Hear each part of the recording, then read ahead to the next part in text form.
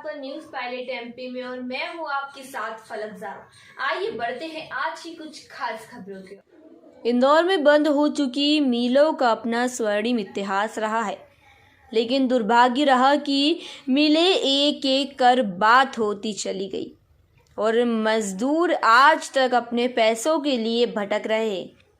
अब राज्य सरकार इन मिलों का उद्यापन कर रहे इसकी रिपोर्ट तैयार कर रही है और जल्द ही मिलों की जमीनों और मजदूरों के हक को लेकर कोई सुखद समाचार आ सकता है। बुधवार को अपर कलेक्टर अजय देव शर्मा और अन्य प्रशासनिक अधिकारी की टीम मालवा मिल, स्वदेशी मिल और कल्याणी मिल पहुंची। अधिकारियों ने मिलों की जमीन, बाउंड्री वाले रोड और उसके आसपास के क्षेत्रों का निरीक्षण कर अपनी रिपोर्ट तैयार की। अपर कलेक्टर अजय देव शर्मा ने बताया कि केंद्र सरकार के अंडरटेकिंग एनटीसी अधिकारियों से भी इन लोगों के संबंध में जानकारी एकत्रित की जा रही है।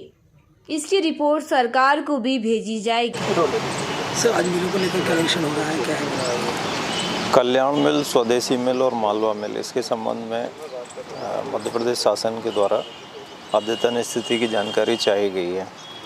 जैसा कि आप जानते हैं, बहुत पुराने मामले हैं। किसी समय होलकर टाइम्स में इन मिलों को ज़मीनें दी गई थी। पश्चातवर्ती अवधि में आप ये देखें 1987 के आसपास से फिर कोई मिलों में काम नहीं चला है। नेशनल टेक्सटाइल कॉरपोरेशन जो सेंट्रल गवर्नमेंट का अंडरटेकिंग है, उसको भारत शासन एवं मध्य प्रदेश शासन के द्वारा इन मिलों को एक संबंध में बोर्ड ऑफ फाइनेंशियल रिकंस्ट्रक्शन जो रहता है उसमें भी प्रकरण चले थे और माननीय उच्च न्यायालय में भी प्रकरण चले। 2007 में मध्य प्रदेश शासन ने इनको ये कहा था कि आप इनके संबंध में विक्रय की कार्रवाई कर सकते हैं और उससे जो प्रतिफल प्राप्त हो रहा है, तो इसमें जो देनदारियाँ हैं, चाहे इनके जो श्रमिक हों या कि जो बैंक्स थे जिन्होंने इनको फाइनेंस किया था, चाहे विद्युत मंडल हो, ये देनदारियों को चुकाया जाना है। लेकिन स्वदेशी मिल में 15.32 एकड़ ज़मीन का सिर्फ विक्रय हो सका है। बाकी ज़मीनों में नेशनल टेक्सटाइल कॉरपोरेशन के द्वारा आगामी कार्रवाई सुनिश्चित नहीं की जा सकी है।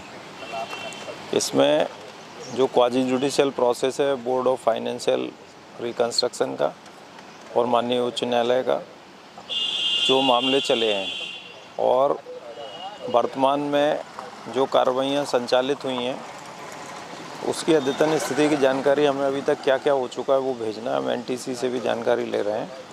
इसी के तारतम्य में हम कलेक्टर महोदय के निर्देशन में एक समग्र रूप में देख रहे हैं, जिससे कि विषय वस्तु के सभी पहलू शासन को अवगत कराए जा सकें, जिससे आगामी समय में कोई निर्णय इसमें लिया जा सके। सर, एक तरह का फिजिकल वेरिफिकेशन है क्या? डेफिनेटली नहीं, मैंने ये पाया है कि मोस्टली जो ज़मीन है वो ऑलमोस्ट सुरक्षित है। उसमें ऐसा कोई नहीं है कि कोई बाहरी व्यक्तियों के द्वारा उसमें अतिक्रमण की ऐसी कोई स्थिति प्रकट नहीं है। श्रमिकों को देने वाले मानदेय के अलावा शहर के विकास हित में ये जमीनों का कहीं उपयोग का ऐसा कुछ?